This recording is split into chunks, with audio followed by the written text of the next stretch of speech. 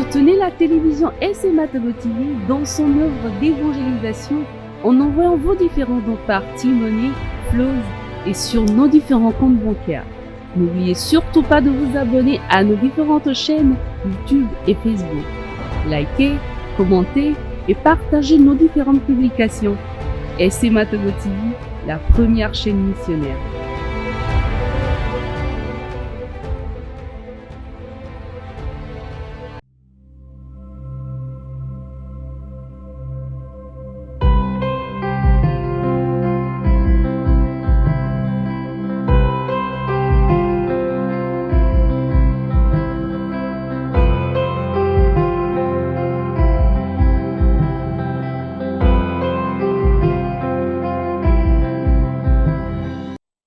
Immaculée Conception, c'est l'un des vocables de la Vierge Marie.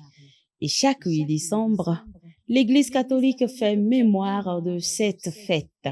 Quel est le sens de l'Immaculée Conception? Nous en parlons dans cette émission avec le Père Darius Adjangba Anoumou. Il est le curé de la paroisse Saint-Jean-Baptiste de Yokwe, un amoureux de la Vierge Marie. Cher Père, bienvenue sur notre plateau. Bonsoir Florence. Bonsoir à vous téléspectateurs de la chaîne SMA-TV Togo, la chaîne missionnaire. Merci mon père, merci de votre disponibilité de tous les jours, de nous aider à découvrir la Vierge Marie comme vous. Alors mon père, sans tarder, que signifie l'Immaculée Conception? Merci Florence. Dire que la Vierge Marie est Immaculée Conception, c'est dire que dès le premier instant de sa conception, elle a été préservée de cette déficience congénitale qui caractérise tout le genre humain, tous les hommes, toutes les femmes, tous les descendants d'Adam. Cette faute, cet état de privation de la grâce qu'on nomme le péché originel.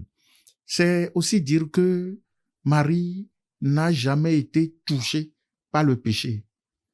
Depuis sa conception jusqu'à son retour au Père dans sa gloire, Marie n'a pas connu le péché. Voilà ce que dit la doctrine ou bien le dogme de l'Immaculée Conception. Cher Père, en tout cas, c'est difficile à comprendre, mais nous allons aller pas à pas. Commençons d'abord par comprendre ce que c'est que le péché. Merci. Le péché, c'est une faute contre Dieu et contre le prochain qui entraîne la perte de l'amitié de Dieu, la perte de l'état de grâce, la perte de la sainteté. On pourra dire que c'est un mauvais usage de la liberté qui éloigne de Dieu. C'est aussi, on peut dire, l'éloignement de Dieu et la conversion désordonnée vers les créatures. Donc, quel que soit le cas, le péché est un mauvais usage de la liberté et la conséquence du péché, c'est la perte de la grâce, la perte de l'amitié de Dieu. Un mauvais usage de la liberté. Cher Père, et souvent on parle aussi du péché originel. Qu'en est-il? Quand on parle du péché originel, on veut sous ce vocable désigner deux choses. D'abord, le péché originel, c'est la faute commise au commencement de l'humanité par nos parents, Adam et Ève. Le péché d'Adam, on peut dire aussi le péché d'Adam et Ève, le péché d'Adam, le peccatum ade. Et ce péché est à l'origine d'un foisonnement de péchés dans le monde. Alors, dans le langage théologique, pour désigner ce péché, cette faute commise à l'origine et qui est à l'origine du mal, de la mort dans le monde, on l'appelle le péché originel, originance, ou bien originant. Je me suis un peu égaré dans le latin. Et voilà, le péché originel, originant. C'est-à-dire qui entraîne un foisonnement de péché dans le monde. Deuxième état de choses que l'on qualifie aussi de péché originel. Il s'agit d'un état de privation de la grâce. Un état de manque de grâce, de manque de sainteté, un état d'inimitié envers Dieu dans lequel tout homme ou toute femme naît au monde. C'est le péché originel originé. Originé. Et donc, Adam, en commettant la faute des origines, le péché des origines, a perdu l'amitié de Dieu et a entraîné une sorte de séparation entre lui et Dieu. Il a entraîné des conséquences pour lui-même et pour tous ses descendants. Ce qui fait que tout ce qui descend de lui, d'Adam, naît avec cet état, disons, de corruption. Le langage est à peu près, mais disons, avec cet état de corruption, tout homme naît donc dans cet état-là. C'est ça qu'on appelle le péché originel. Et ce péché originel, c'est ce qui est effacé par le baptême. Ce n'est pas la faute des origines commise par Adam qui est effacée par le baptême, mais cet état de privation de la grâce dans lequel nous naissons, c'est ça que le baptême vient corriger, en quelque sorte, pour nous rétablir dans la grâce là. Alors, le catéchisme de l'Église catholique parlera de cette seconde acception du péché originel comme étant un péché par analogie. Par analogie, parce que on est dans le tas de celui qui a commis un acte pécamineux, sans avoir commis un acte, sans avoir péché, sans avoir fait usage de sa liberté. Vous ne me direz pas que le bébé qui naît a fait usage de sa liberté. Sans avoir fait usage de sa liberté pour poser un acte offensant contre Dieu et contre son prochain, on est dans cet état-là de celui qui a commis le même acte. C'est pourquoi on parle du péché originel comme étant un péché par analogie. Voilà. Donc, tous les hommes naissent ainsi, et c'est le Christ qui vient maintenant nous rétablir dans l'amitié de Dieu, dans la grâce, et pourquoi on dit le baptême, corrige ou bien enlève le péché originel. D'accord, le baptême qui enlève le péché originel. Mais, cher Père, alors pourquoi parle-t-on de l'universalité du péché? Voilà. Il y a universalité du péché parce que Adam, en péchant, a enfermé tous les hommes dans les conséquences de son acte. Et il fait que tout homme naît avec une inclination au péché. Tout homme naît d'abord dans un état de privation de la grâce qui est un état de péché et il est en quelque sorte incliné au péché. Donc, tout ce qui est humain est atteint par le péché. Là, on parlera d'universalité du péché. Vous trouverez les fondements de ces affirmations dans la Bible. Et soit dit en passant, vous ne trouverez pas dans l'Ancien Testament comme dans le Nouveau Testament l'expression péché originel. Mais l'idée selon laquelle tous les hommes sont enfermés dans le péché par notre Père Adam s'y trouve en plusieurs occurrences.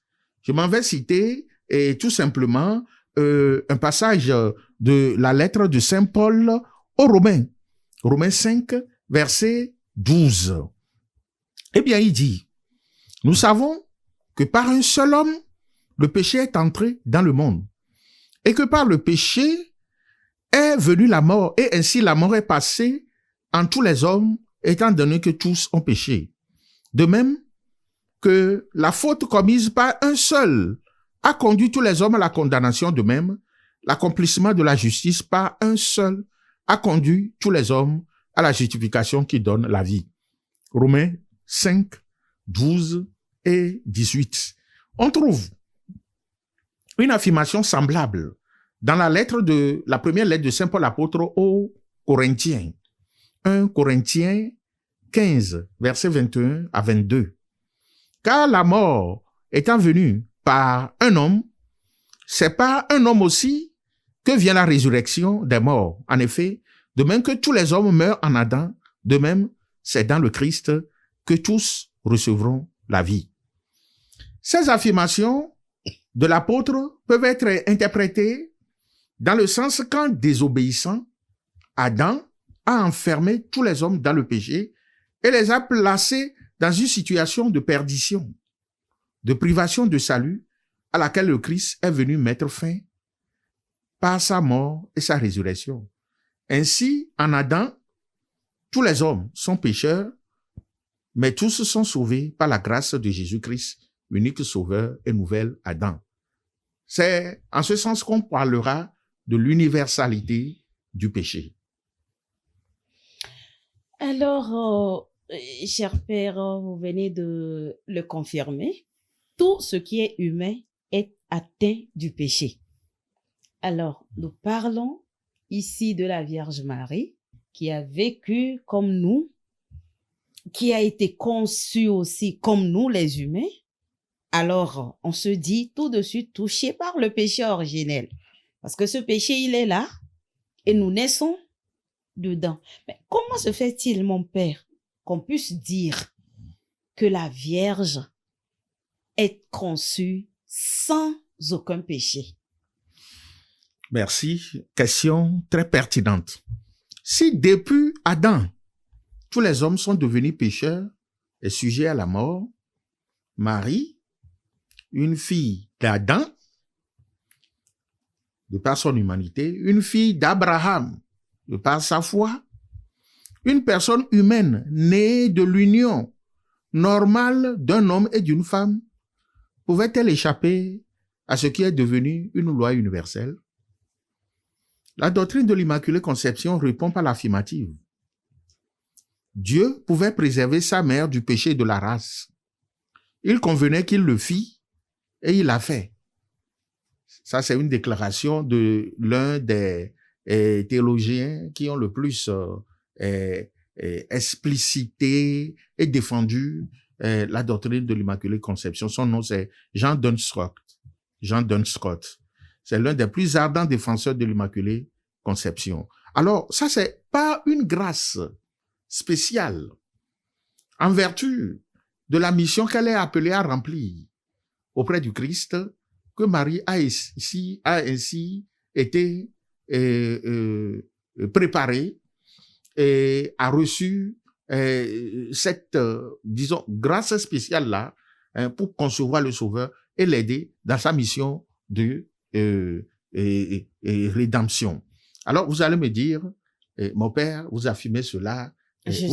Vous appuyez sur quoi pour l'affirmer? Voilà, justement. Vous appuyez sur quoi pour dire que Dieu a donné une grâce spéciale à une seule personne dans l'humanité, et c'est elle seule qui a été privée du péché originel. Sur quoi vous vous fondez, mon père? Je pense que vous allez nous convaincre, sinon jusque-là, c'est compliqué.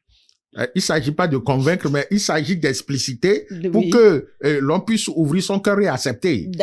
D'accord. Alors, l'on s'appuie sur deux passages de l'Écriture pour affirmer l'Immaculée Conception de la Bienheureuse Vierge Marie.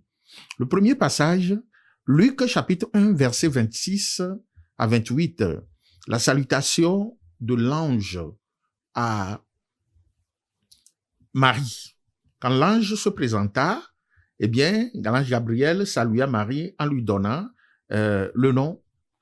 Je vous salue Marie, ou bien réjouis-toi, et pleine de grâce. En réalité, l'ange ne lui donne pas son nom connu à l'état civil, mais le nom secret de Marie. Le nom que Marie porte auprès de Dieu, pleine de grâce, qu'est Caritomene. Et donc, cette plénitude de grâce, qu'est-ce que ça veut dire? Dès le début de l'Église, on l'a compris dans le sens d'une sainteté particulière. Une sainteté qui est débordante, qui fait que elle est belle, totalement, entièrement. Et il n'y a rien en elle, rien de laid, rien de déplaisant. Et donc, la plénitude de grâce est comprise dans le sens d'une sainteté totale. Et qui dit toute sainte, sainteté totale dit immaculée, sans tache, donc sans péché. C'est la première affirmation qui nous permet de soutenir que elle est sans péché, pleine de grâce. Ça dit que en aucun moment elle n'est privée de la grâce. Si nous définissons le péché originel comme un état de privation de la grâce, et le péché, dans tous les cas, comme un état de privation de la grâce, eh bien, Marie, le nom que Dieu lui a donné, ça veut dire une plénitude de grâce qui est permanente. C'est-à-dire, en aucun moment, la grâce ne fait défaut à Marie. Ça veut dire que tout au long de sa vie, elle est toute sainte, elle est toute pure, elle est toute immaculée. Voilà le premier argument pour soutenir. Bien, de deux, je vais retourner à l'Ancien Testament.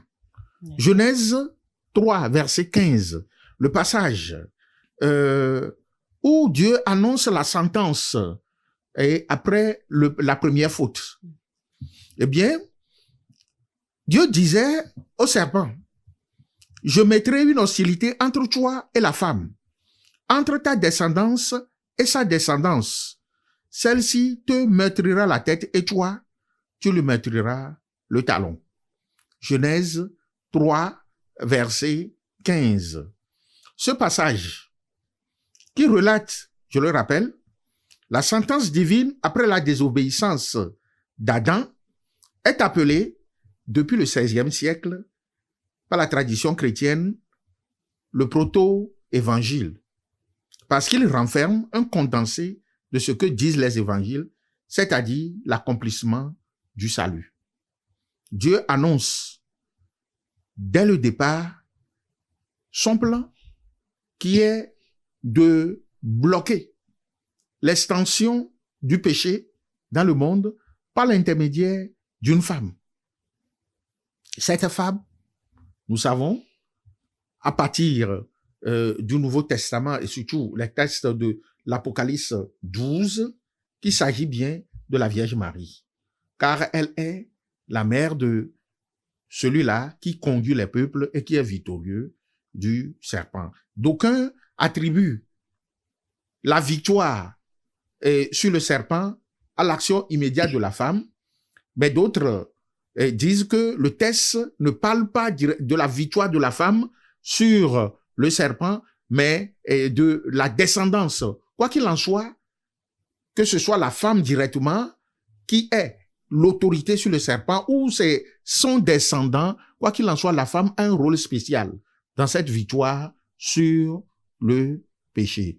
Donc, si Marie avait été touchée, ne serait-ce qu'un seul instant, de la tâche, elle ne serait pas soustraite permanemment de l'action du serpent. Or, cette sentence dit une hostilité permanente entre la femme et le serpent. Si Marie avait été touchée par le péché originel, c'est-à-dire la tâche congénitale à tous les hommes, il eût été un moment où Satan aurait eu le dessus sur elle. Or, ce n'est pas le cas. Donc, si on présente bien ces textes, on médite bien ces deux textes-là, on comprend que Marie n'a pas été touchée par le péché originel. Donc, le dogme de l'Immaculée Conception, le thème Immaculée Conception, vous ne le trouverez pas dans l'Écriture, pas plus que le péché originel, vous ne trouverez pas ça dans l'Écriture. Ce sont des thèmes, des éléments qui existent dans les Écritures, mais maintenant, il faut trouver un nom pour les désigner. Et dans la suite des réflexions des chrétiens, on a dû trouver un nom pour désigner une réalité qui existe quand même. Mais, cher Père, est-ce que ce n'est pas parce que ce n'est pas aussi visible qu'on critique l'Église catholique? Parce que les Écritures ne disent pas clairement. Les Écritures le disent implicitement. Implicitement. Alors, ce que les Écritures disent implicitement, si à l'époque, il n'y avait pas ce langage, il n'y avait pas l'expression dans le langage, à cette époque, on a trouvé, à une époque quand même, on a trouvé l'expression qui convient pour désigner cette réalité-là qui existe. Et voilà, c'est tout. D'accord. Cher Père, oui. On vous a suivi avec beaucoup d'attention. Mais la Vierge Marie, avec Jésus, dans son foyer de Nazareth, elle a vu Jésus grandir. Elle était à ses côtés. Elle est même la première disciple de Jésus. Est-ce que dans tout ce passage, c'est vrai, elle a une grâce particulière. Elle est pleine de grâce. Ce qui ne l'a jamais quittée. Mais dire qu'elle est restée sans tâche jusqu'au soir de sa vie. Mon Père, comment est-ce que vous pouvez nous expliquer ça? Justement, tous les hommes sont sauvés par le sacrifice du Christ. N'est-ce pas? C'est ce que Saint Paul affirme, nous venons de l'écouter dans sa lettre aux Romains et puis dans sa première lettre aux Corinthiens. Tous les hommes sont sauvés par le Christ. Alors, on pourrait me dire, si Marie n'a jamais péché, comment se fait-il que... Est-ce que Marie a été sauvée par le Christ?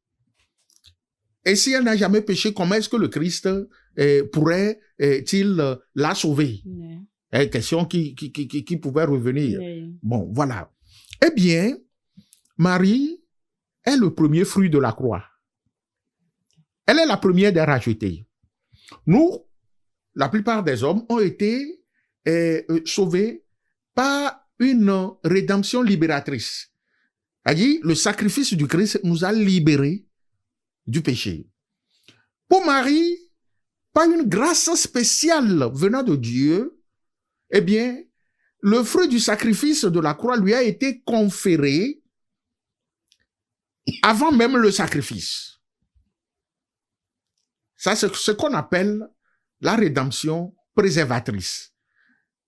Donc, le fruit du sacrifice de la croix, le sacrifice que le Christ va accomplir pour sauver les hommes, a été appliqué à Marie pour lui permettre d'être aux côtés de son fils et l'aider à réaliser ce sacrifice maintenant qui sauve tous les hommes. Toi et moi avons été sauvés par la rédemption libératrice. Marie a été sauvée par le Christ. Elle est la première des rachetés, le premier fruit de la croix, par rédemption préservatrice.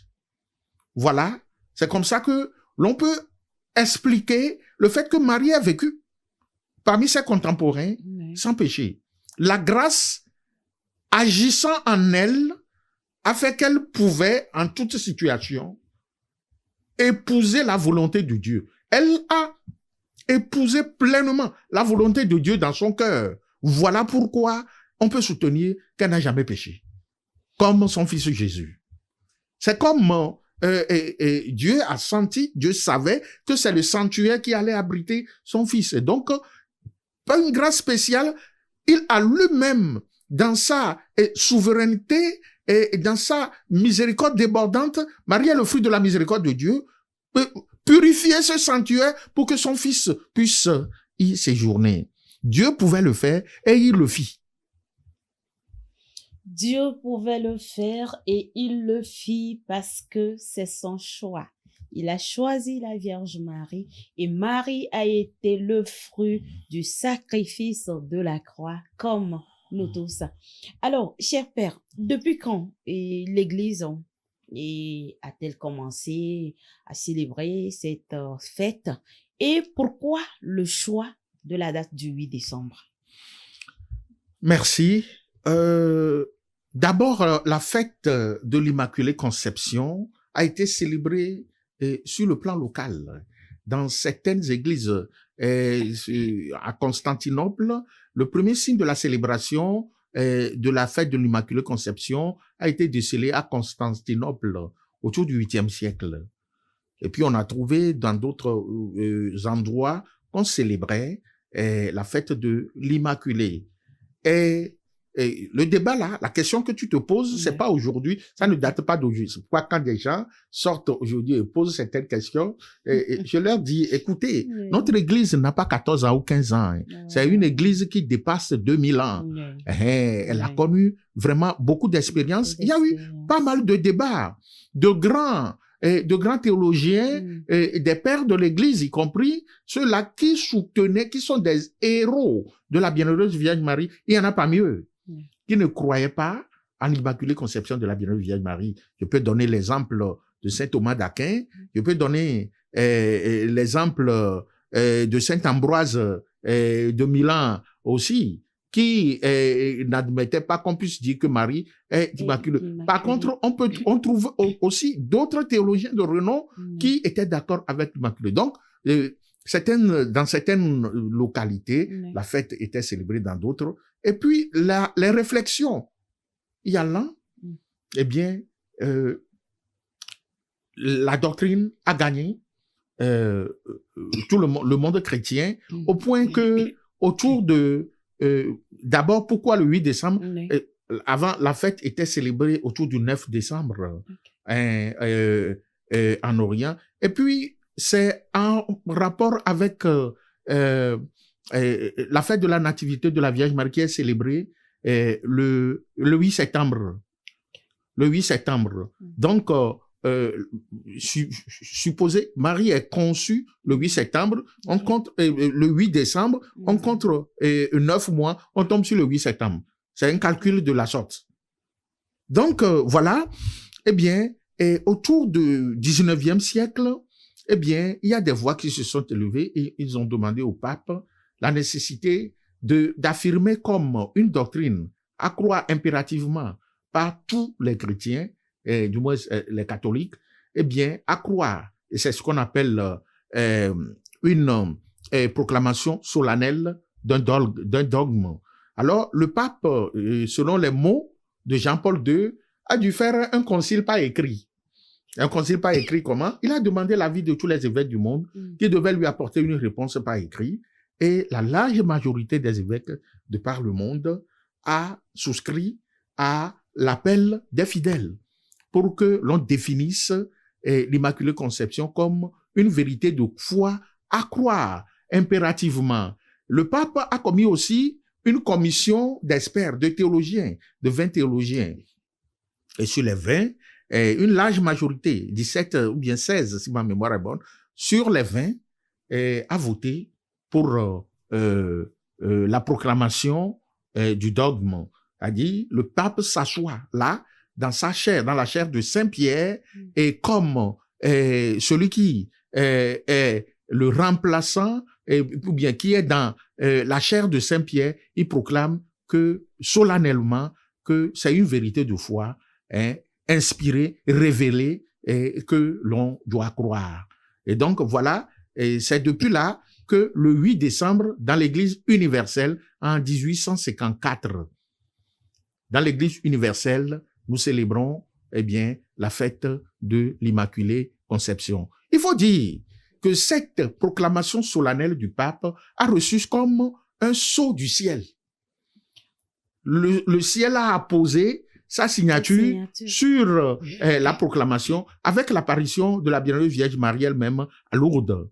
Une jeune fille de 16 ans, si je ne m'abuse, de 16 ans, Bernadette Soubirous, eh bien, allait ramasser du bois avec ses amis, voilà, une paysanne de 14 ans, voilà, et voilà que la Vierge lui apparut. Il y a eu plusieurs apparitions, et une belle dame, elle dit-elle, la belle dame qui lui apparaissait, elle lui a demandé d'aller dire au curé, le père Dominique Peramal, curé de Lourdes à l'époque, que l'on construit une chapelle là-bas et que des gens viennent en procession. Alors le curé renvoie Bernadette vers la belle dame en lui disant, eh bien, que la dame donne son nom et que si elle veut que des gens viennent en procession, qu'elle fasse un signe qui montre que c'est le ciel, c'est-à-dire le rosier de la grotte, que le rosier fleurisse en plein hiver. Moi, je ne connais pas l'Europe. Il paraît que les rosiers ne fleurissent pas en hiver. Voilà. Donc, le signe demandé, eh bien, est vraiment advenu. Et la dame a donné le nom en patois de la zone. Que soy era Immaculada Conceptio. Je suis l'Immaculée Conception. Voilà le nom que la belle dame a donné à Bernadette, qui a couru et allait dire ça à son curé. La jeune fille de 14 ans ne connaissait rien au langage théologique de l'époque. Elle ne pouvait pas apprendre ça de quelque part, parce qu'on est dans un milieu reculé des paysans qui ne connaissaient rien de ça, de ce discours théologique, discours baba pour eux. Voilà que elle vient donner le nom de Immaculée Conception, et le rosier a fleuri en plein hiver. Donc voilà. Il y a eu donc cette, disons, justification mystique apportée au dogme de l'Immaculée Conception. Voilà. Une justification apportée au dogme de l'Immaculée Conception. Depuis 1854, l'Église célèbre entièrement sur le plan universel cette fête, avec le sceau de Dieu, avec l'apparition de la Vierge Marie, pour tout confirmer. Mon père, aujourd'hui, à notre époque, comment se préparer pour mieux vivre cette célébration? Merci. Vous voyez, la fête de l'Immaculée Conception se trouve, disons, chaque année à l'entrée du temps liturgique de l'Avent, le temps qui nous prépare à accueillir le Sauveur. Voir en Marie l'Immaculée, c'est-à-dire cette femme qui est sans tache, pour pouvoir rentrer dans la mission rédemptrice de son Fils, eh bien, contempler Marie d'abord sous ce vocable-là, elle est immaculée, sans tache, eh bien, nous dit d'abord que elle est une créature qui est au-dessus de toutes les autres. Elle est une créature qui est au-dessus de toutes les autres, et de la même manière qu'elle était sans tache, toute belle, pour aller à la rencontre de son Fils, l'accueillir et participer à sa mission, nous sommes aussi invités à rentrer dans cette mouvance-là. Autant faire que je peux, eh bien, se dépouiller de nos péchés, approcher de cette sainteté, de cette pureté de la Vierge pour pouvoir rencontrer celui qui vient pour tout sauver, pour nous sauver.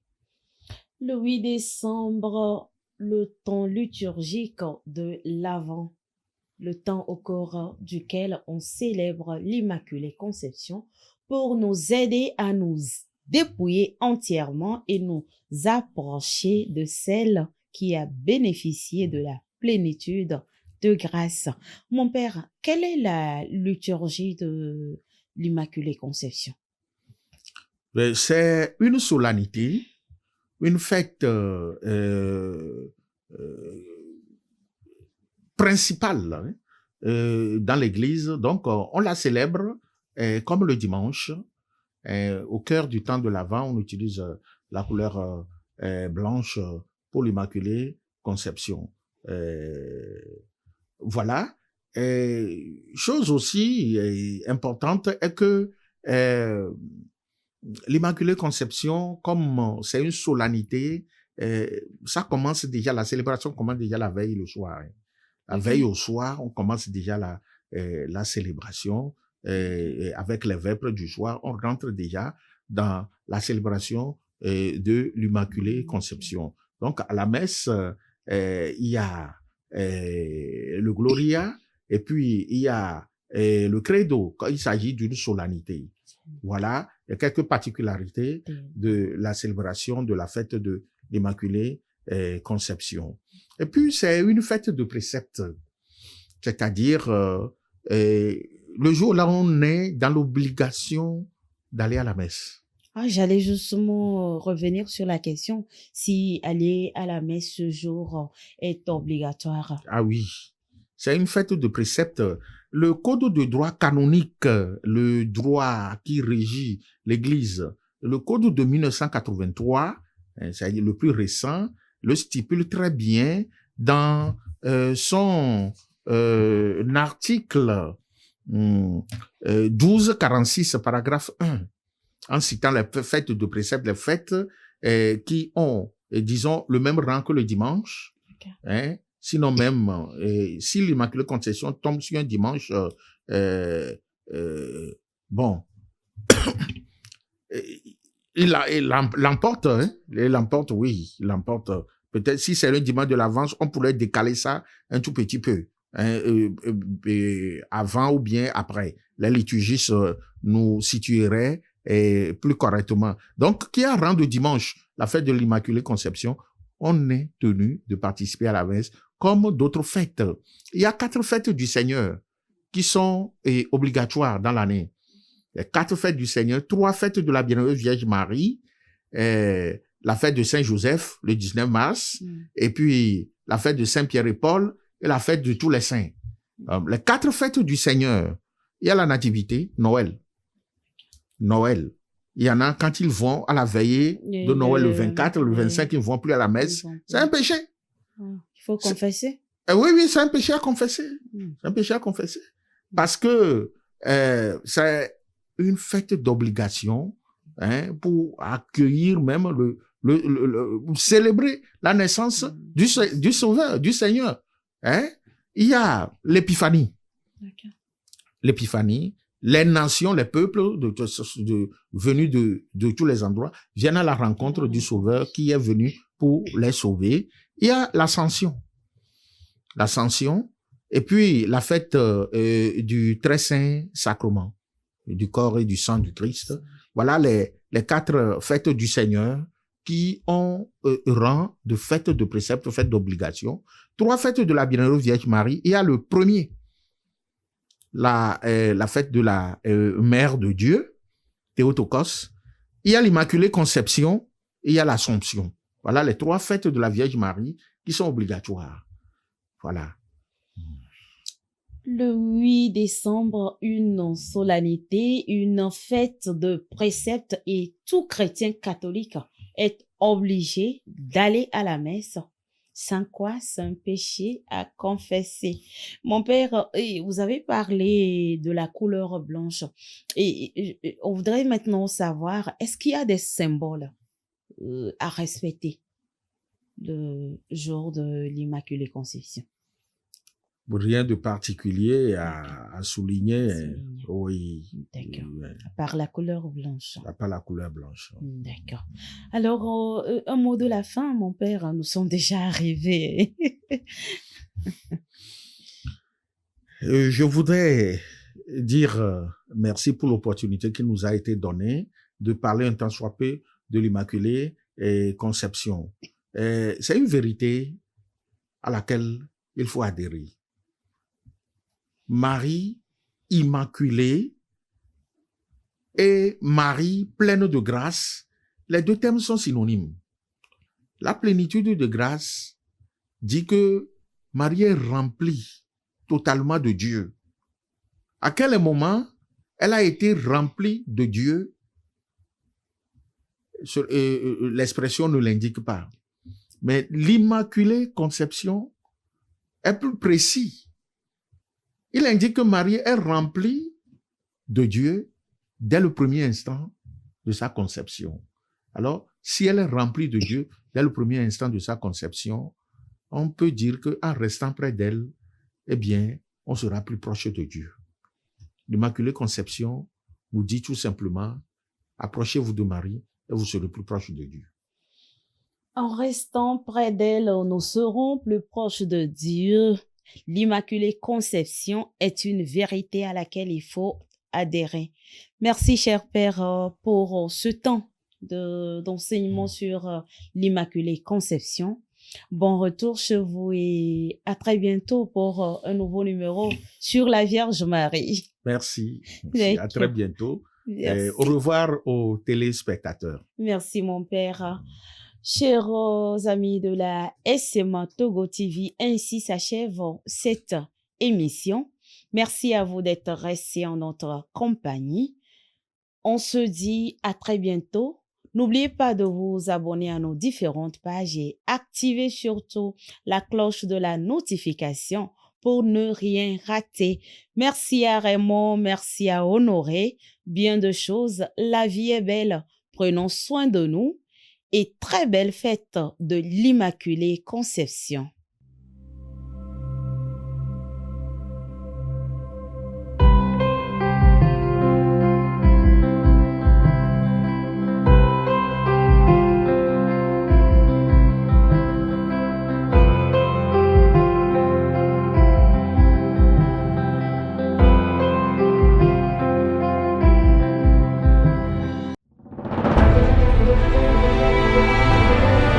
Soutenez la télévision SMA Togo TV dans son œuvre d'évangélisation en envoyant vos différents dons par T-Money, Flows et sur nos différents comptes bancaires. N'oubliez surtout pas de vous abonner à nos différentes chaînes YouTube et Facebook. Likez, commentez et partagez nos différentes publications. SMA Togo TV, la première chaîne missionnaire.